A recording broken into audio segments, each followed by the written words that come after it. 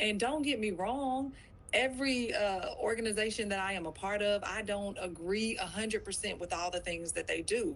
I want to be clear. I have been a Democratic Party member my entire adult life, and I don't agree with all the things that the Democratic Party agrees with, particularly those that accept corporate PAC money. Folks are trying to basically fear-monger a little bit, but we really need to be unifying, right? What's up, fam? You already know what time it is. We're back with another breakdown, another conversation where we cut through the noise and talk about what's really happening in this country. And today we got a good one. I mean, this is one of those stories where you just sit back and watch the irony play out in real time. You got the Democratic Party, the party that's been telling us for years that socialism is just free stuff and good intentions, finally realizing that the monster they created is now coming for them. And the best part, CNN had Scott Jennings on, and this man was sitting there with the biggest smirk on his face while watching Democrats fight each other over whether the socialists should take over the party. Let's get into it. Now, before we go any further, hit that like button, share this video with somebody who needs to see what's really going on, subscribe to the channel, and turn on those post notifications. Family, here, what we're building truth, honesty, no agenda, no narrative, just receipts and productive conversation. And I'm not telling you what to think or how to think. And I appreciate every single one of you for rocking with me. So let's break this down. The segment starts, and you got Scott Jennings sitting there on CNN NewsNight with Abby Phillip, Keith Boykin, and Congressman Jared Moskowitz. And the whole conversation is about what's happening inside the Democratic Party right now. This growing tension between the establishment Democrats and the DSA, the Democratic Socialists of America. And let me tell you something, family. Scott Jennings is not even trying to hide his enjoyment of this whole situation. And why should he? Because he's watching a party that has spent the last decade moving further and further left, family, finally have to deal with the consequences of that decision. Here's what's happening. You got the DSA running primary challenges against sitting Democrats all across the country. They're not trying to flip Republican seats. They're not trying to win general elections. They're trying to take over the Democratic Party from the inside. And the craziest part, they're being honest about it. They're not hiding what they want. They want to abolish the Senate. They want to abolish prisons. They want to completely remake the American system of government. And they're running on these platforms in Democratic primaries and winning. Now let's talk about Congressman Jared Moskowitz specifically, because his story right here is really the heart of this whole thing. Moskowitz represents a district in Florida, and not just any district. This is a district that Donald Trump won by 9 points. 9 points, family. Moskowitz flipped that seat from red to blue. He took a bullet for the Democratic Party. He moved into a Republican leaning district, ran a tough campaign, won it, and what does the DSA do? They spent $1 million trying to take him out in the primary. Not the general election, the primary. And they spent $1 million of their donors' money to try to unseat a sitting Democrat who already flipped a red seat. Now ask yourself, does that sound like a group that cares about winning general elections? Does that sound like a group that wants Democrats to hold the House or the Senate? Of course not. They don't care about any of that. They care about one thing and one thing only: pushing their agenda and purging anyone who doesn't go along with it. And you could hear the frustration in Moskowitz's voice during this CNN segment. The man was salty, and rightfully so. And he said, I prosecuted the case to remove Christy Nome. I prosecuted the case to remove Pam Bondi. I did the work for this party. And now you got the DSA coming after me because I won't bow down to their radical agenda. And here's the part that really gets me. He says, my district is one of the districts that will decide whether Hakeem Jeffries becomes the first black speaker of the House in American history. And the DSA is willing to give up that chance, willing to risk Republican control of the House because they disagree with me on Israel. Think about that for a second. They would rather let Republicans take the speaker's gavel than let a Democrat who doesn't agree with them on every single issue keep his seat. That's not a political party. That's a cult. Now, let me address a little bit of what Keith Boykin was saying on this panel, because I want to be fair here and acknowledge the other side. Boykin was arguing that the DSA is just going through the same growing pains that the Republican Party went through with Donald Trump and the Tea Party 10 years ago. And he's not entirely wrong about the comparison. Both parties have experienced insurgent movements that challenge the establishment. Both parties have had moments where the base pushed back against leadership, and both parties, as we know, have rhinos, right? I'll give them that. Because here's where the comparison completely falls apart. And I need you to understand this, family. Donald Trump ran on issues that actually mattered to American voters: border security, trade policy, bringing jobs back to America, putting America first. These are not radical concepts. These are common sense positions that have been abandoned by both parties for decades. And yes, some people called them extreme at the time, but they worked. They won elections. They connected with voters because they addressed real problems that real people were dealing with. I mean, she's a state rep. She's a Democrat. The DSA thing is a fairly recent thing. She says she also became a lifetime member of the NAACP, the Working Families Party. Is it an oversimplification that this is about socialists winning? My grandparents, escaped the Holocaust. My grandmother was part of the Kindertransport. America saved my family's life, took us in. Like, this country gave us all we have. I got people in my district that escaped socialism, right? We're part of the boat lift from Cuba. And so when they see the DSA just the other day, right, embrace 100 years of Fidel Castro, as a celebratory thing, and they see, people like Hassan Piker talk about how Soviet Union should have won the Civil War, and that he's not patriotic, and that he dresses up as Mao, who, killed 50 million people. We deserve 9/11. Look, Democrats have a right to be angry. We lost the election. We lost every swing state, right? We lost the popular vote, and they don't like what happened when Joe Biden, got out of the race and Kamala came in. They blame us for that, and they're right. But people just want normalcy. They look at Donald Trump yesterday or 2 days ago talking about, hey, we're going to stop the exercises with South Korea. We're going to be good. We're going to be good friends with Kim Jong-un. Or do they want to throw the bums out? I think that's really the question. Because I just, when you see this kind of anti-establishment moment that we seem to be in, it does seem like what they're not asking for is like, let's go back to the good old past. They're saying, let's do something completely different. I mean, that's what it seems like. A platform with getting rid of the Senate is different. A platform with no jails is different. This is not an endorsement, just a description of what seems to be happening. I think you're overstating what... I'm just reading their platform. Well, no, but I mean, there's a lot of things that in people's party platforms that people don't agree with. I think you're overstating what the DSA candidates are representing and understating or maybe misrepresenting, even misreading the room about what the party voters are demanding. I'm not a member of Congress, but I'm in touch with Democrats all over the country, and one thing I hear consistently is that they don't feel like you're doing enough. Not you in particular, Congressman, but they don't feel like the party is doing enough. They don't feel like the party is fighting enough against Donald Trump. They don't feel like the party is offering any change. But is the way to fight against Donald Trump to lose in the general election? No, this is the same. The Democratic Party is going through the same sort of growing pains that the Republican Party went through 10 years ago with Donald Trump. Because everybody thought, we're going to nominate Donald Trump and we're going to lose because he's such an outlandish candidate. And you know what happened? That there were so many people on the right who were aligned with Donald Trump all along in the Republican Party, who were waiting for somebody to come and speak to them, and Donald Trump gave them their voice. Democrats on the left are feeling the same way, and that's why they're relating to Zohran Mamdani. Yep. Mamdani in it's New about York feelings, right? No, it's not just about feelings. You use the word feelings. Not just about feelings. I used the word, but I didn't mean it. I didn't mean for you to dismiss it in the way that I used it. I used it because I'm saying that the people, those feelings are real. People want they want change. They do, but that doesn't mean but you're not going to get change if you lose the election. Yeah, I know, right? but you're making an assumption that they're going to lose. It's true. I do not know that. I do not know. I do not know. And a lot of people are saying, because a lot of people, so many other races, why not try something different? To Keith's point, Dan, a lot of people thought Zohran Mamdani was bound to lose, and then when you look at where his standing is. No one thought he was going to lose. Well, no. I'm saying as a candidate. You mean in the primary? They thought that Mamdani's politics would not work in the city because it was. We don't know if they're working in the city or not. Listen, I'm just saying he was the underdog candidate. He came out of nowhere. Right. He had what was considered to be extreme policies. But that's the point. Now his approval rating is at 69% in New York City. But you can. That is that's a ridiculous number. But hold on. That's fine. The DSA.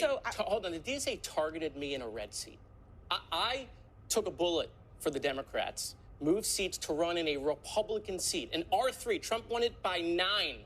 And the DSA spent $1 million, put their whole apparatus to take me out. What was that about?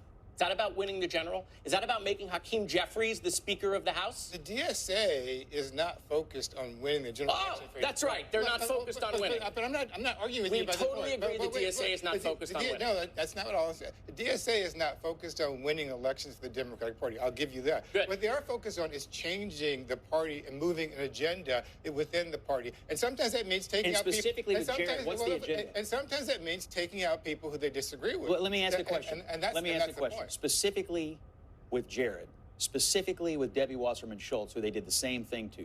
What is the agenda that they want to move? There's two different Just issues. admit it. Just admit what it is. With Jared, the issue, I think, is Israel. And with Debbie Wasserman Schultz, the issue is that she's representing a black district, a historically black district, and there were 4 black candidates. So let me get this right. Hold on. Let me get this right. No, there were 4 black. She won the election. Hold on. So let me get this right. I candidates, prosecuted the case against Kristi Noem for her to be removed. I prosecuted the case against Pam Bondi to be removed. Okay. I get that. Hold on. And yet, my district will be one of those districts that decide whether Hakeem Jeffries, the first black speaker in American history, gets to be speaker. But because of Israel, they're willing to give up winning the House. Well, first of all, you're talking about a segment within the party. I don't represent the DSA. I know you don't. I'm just telling you. You seem to be their representative. No, but I feel like somebody should be, because I think that the fact that they keep winning elections across the country should tell us something. They didn't win in my district. That they're winning. Listen, we should start paying attention and stop just dismissing them. I want to zoom out for just a second, because I also think that what we're talking about, where you have these insurgent sort of ancillary groups in a political party, back in the day it was the Tea Party. And you could argue even that Donald Trump himself was the personification of that. That is a thing that happens. They challenge the party, even in ways that might seem self-defeating. And I remember when Donald Trump ran on a literal Muslim ban, okay? And that was viewed as extreme by most people. When Donald Trump was running on all sorts of things that the Republican, even tariffs were not a Republican platform. And now Republicans are all in on those messages. So you can't really tell me that the parties are or the voters inherently reject messages just because they are viewed as extreme. Donald Trump has been president 2 times. And he ran on pretty extreme platforms in both elections. I disagree. I think he ran on things that were a combination of normal Republican stuff and then co-opting what had been traditional Democratic positions. Tariffs were traditionally labored Democrats. That's what they wanted. And by the way, a bunch of people who voted for Bill Clinton wound up voting for Donald Trump. And now they're not Republican positions. They are. Well, they are. They are now. And it seems like they actually have the capacity to accept some things that they don't fully agree with if they're getting other things, especially on the economic front. And that's what Donald Trump learned. That's what he ran on. That's why he succeeded in our politics. I think some of the people you put on the incumbents that lost, you have to acknowledge they deserve to lose. Thomas Massey in Kentucky deserved to lose. Corey Mills in Florida deserved to lose. Andy Ogles in Tennessee, I think, was kind of lazy. Sometimes incumbents lose not because of larger forces, but because they suck. And they suck at campaigning and they just are lazy, whatever. Some of these people deserve to lose. Some of them get thrown out by larger forces. I don't think you can generalize it to everybody. But in an environment like this, where there is volatility, on that we agree, you cannot afford to take anything for granted. And that's some of these people did. But I think the most important point is that someone like Nixon is winning because she is campaigning about something, right? Specifically, here's how I'm going to change things, right? Vindman, she's putting something on the table. Right. Vindman is basically campaigning against Donald Trump. Right? He's the guy. He's the anti-Trump guy. And I think one thing we are learning, particularly with Democrats, is just saying I'm against Trump isn't enough. Yeah. And this goes to your point about you got to have something to say. And that's why in some of these cases the far left is winning, because they definitely have something to say.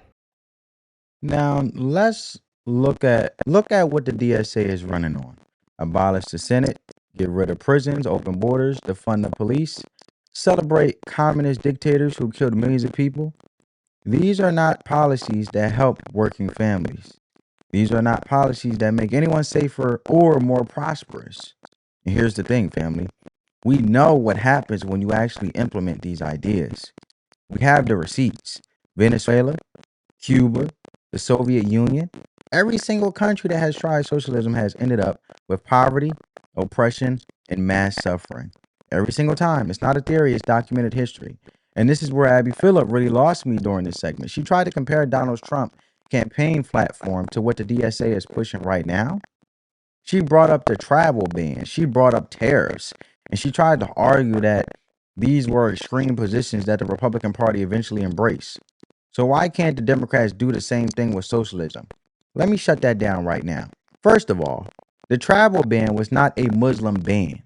It was a temporary restriction on travel from countries with destabilized governments that couldn't properly vet their own citizens. Countries that Barack Obama himself had identified as security risk. That's not religious discrimination. That's national security 101. And the tariffs, let's talk about tariffs because this is actually where my accounting background comes in handy. Tariffs are not some radical socialist idea. Tariffs were traditionally supported by labor Democrats. They were supported by working class people who understood that when you let other countries flood our markets with cheap goods produced by underpaid workers with no environmental regulations, you destroy American manufacturing and you destroy American jobs. Donald Trump didn't invent tariffs. He brought back a tool that had been used successfully by presidents from both parties for most of American history. And guess what? It worked. Manufacturing started coming back.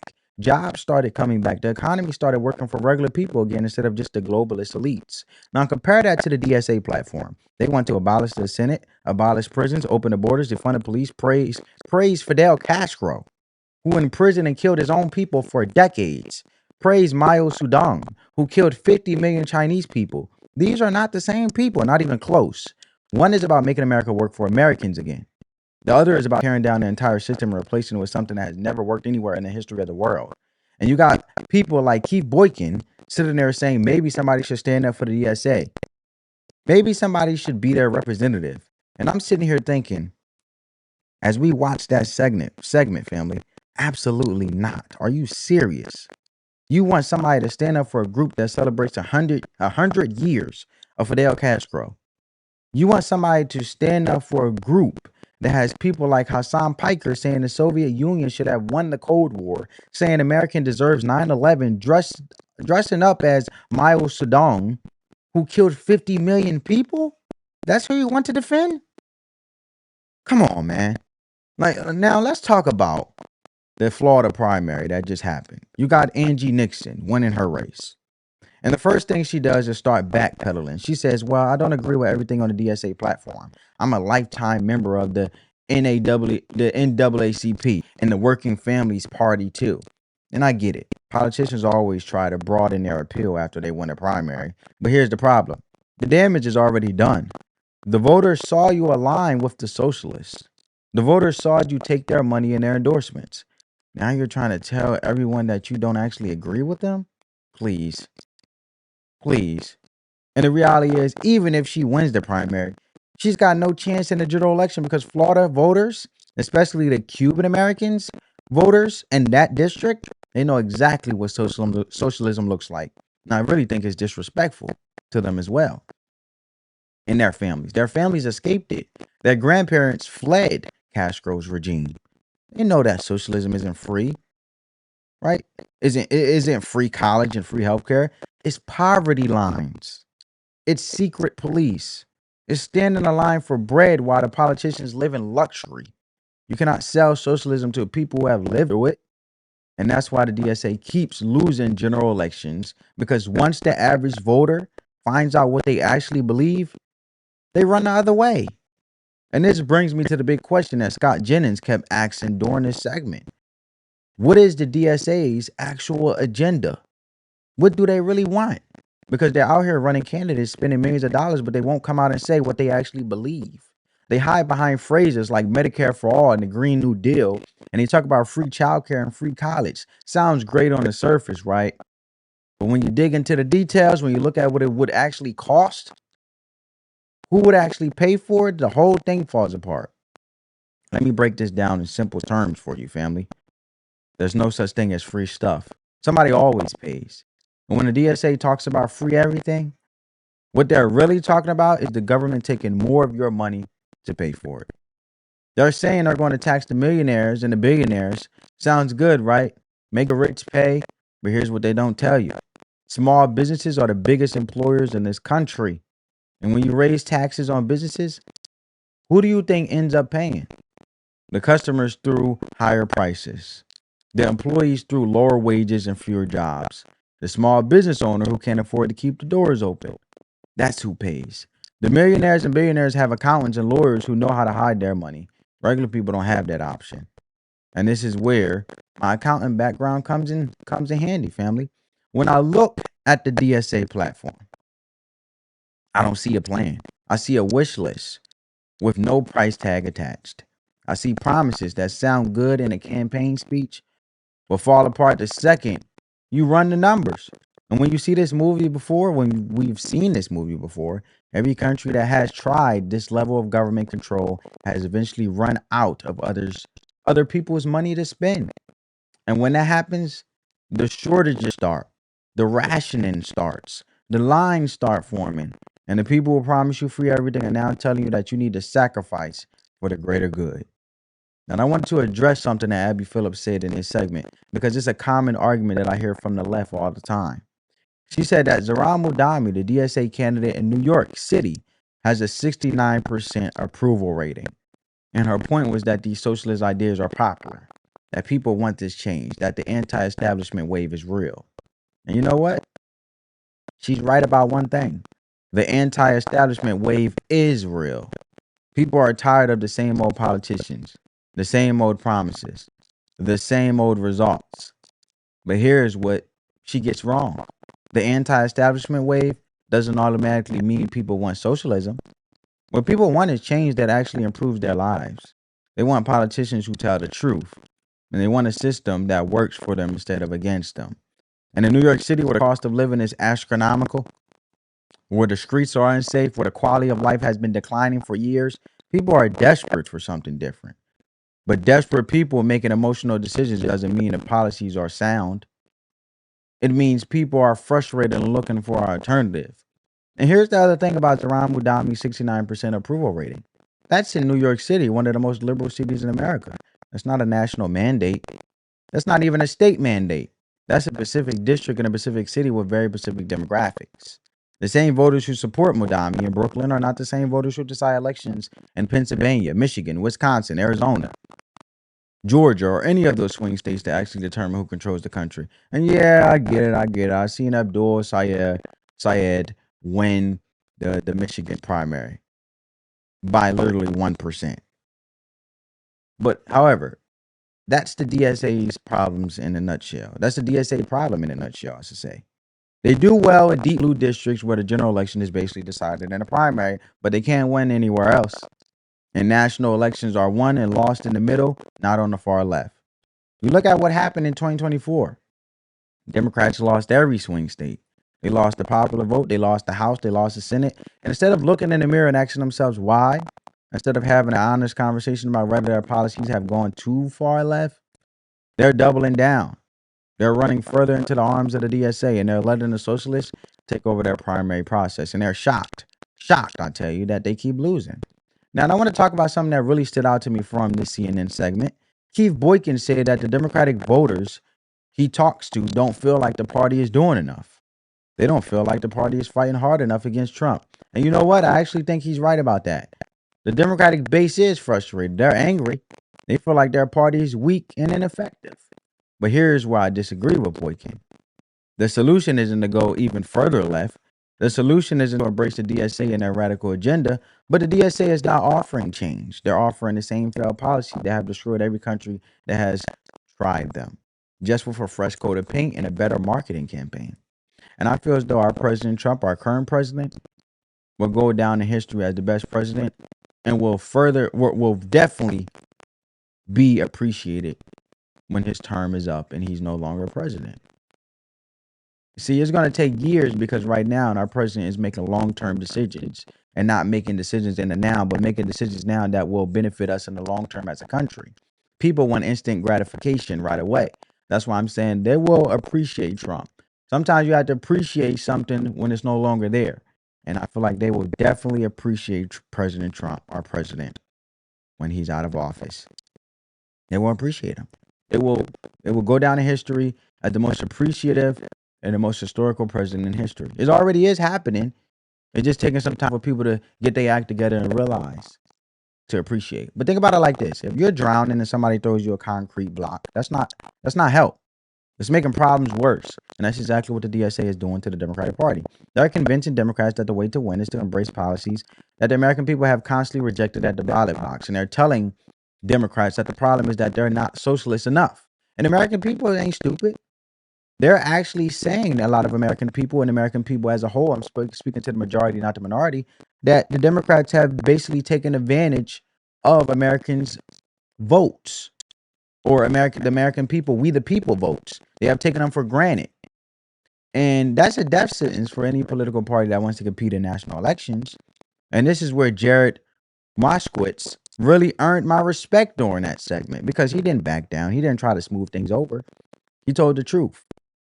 He said the DSA spent $1 million to take him out, not because they care about winning the general election, but because they disagree with him on Israel. He said the DSA is willing to give up the chance to make Hakeem Jeffries the first black speaker of the House because they'd rather have a loyal socialist than a Democrat who can actually win. And when Scott Jennings asked the question, what is their agenda? Just admit what it is.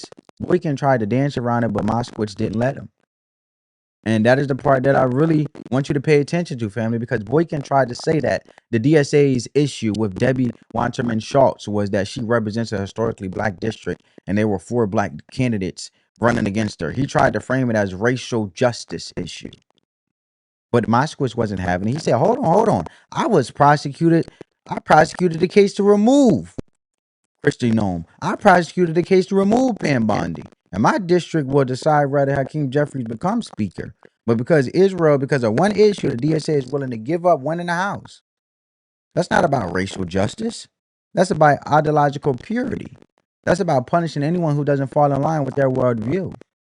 And let me tell you something, family. That's not how you build a winning coalition. That's how you tear a party apart. The Democrat Party used to be a big tent. You had conservative Democrats like Joe Manchin. You had moderate Democrats like Bill Clinton. You had liberal Democrats like Bernie Sanders. And they managed to coexist because they understood the goal was to win elections and govern the country. But now the DSA has decided that ideological purity matters more than winning, and they're purging anyone who doesn't agree with them 100% of the time. Now, and I know some of you watching might be thinking, well, Key, the Republicans went through the same thing with the Tea Party and Trump. And you're right, they did. But here's the difference. When the Tea Party and Trump challenged the Republican establishment, they did it by taking positions that actually connected with voters. They talked about border security, which most Americans support. They talked about trade policy that protected American workers. They talked about putting America first, which is not a controversial concept. And those positions won elections. Border security used to be a bipartisan thing. And however, also, when it comes to the Tea Party and the Republican Party, they expanded the Republican coalition. They brought in working class voters, Hispanic voters, black voters who felt abandoned by both parties.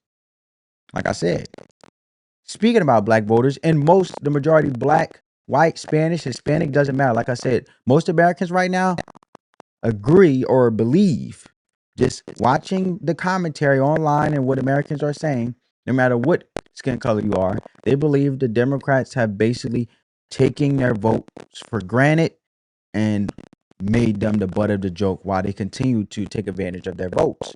And now they're using their power to not give the Democratic Party their votes. And the DSA is doing the opposite, right? They're pushing positions that are deeply unpopular with the general electorate, which justifies the American people. We the people, a lot of Americans feeling like they taking our vote for granted, and they're not ashamed about it, and they're doubling down on the things that we reject. Abolish the Senate. Poll after poll shows Americans want to keep the Senate. Abolish prisons.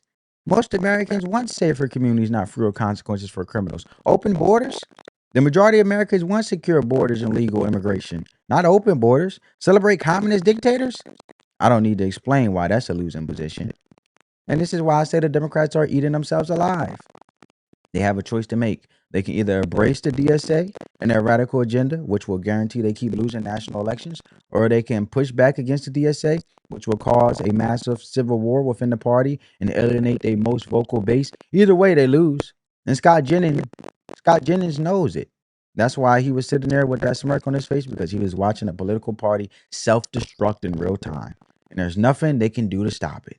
Now, let me bring this home with some real talk, family. The takeaway from all of this is not just about the Democratic Party's problems. The takeaway is about what happens when you abandon common sense in favor of ideology. When you stop listening to regular people and start listening to activists and academics who live in a bubble. When you decide that being right on Twitter is more important than being effective in Washington. The Democrat Party is not alone in this. Every political movement, every organization, every institution has to guard against the temptation to prioritize purity over effectiveness. And that's a lesson that applies to all of us. It's not just politicians. In your own life, in your own business, in your own relationships. You have to ask yourself, am I focused on what actually works? Or am I focused on looking like I'm doing the right thing? Because those are two very different things. And that's what this whole segment really taught me. I hope it taught you guys. Let me know in the comments and give this video a big thumbs up. The DSA is not interested in governing. They're interested in making a point. They're interested in ideological purity. You ever been in a relationship with someone, boyfriend, girlfriend, family member, doesn't matter, where they're worrying about making sure that they win the argument and keep points of winning the argument instead of actually being effective to come to a solution? That's what you're seeing. They're interested in ideological purity. They're interested in tearing down the system, not because they have a better plan, but because tearing things down feels good to them. And that's not leadership. That's vandalism. Because usually people that just want to win the argument to make a point, they'll tear the whole thing down and burn the whole house down just to make a point, even if they're not even making sense. But just to make a point. All right, family? So I want to leave you with some scripture that speaks directly to what we just discussed. The scripture I want to leave you with today is Galatians chapter 5, verse 9. And it says, and I quote, "A little yeast works through the whole batch of dough." End quote. That's it. Short, simple, deadly accurate. Think about what that means in real life. You don't need a lot of yeast to change the whole loaf.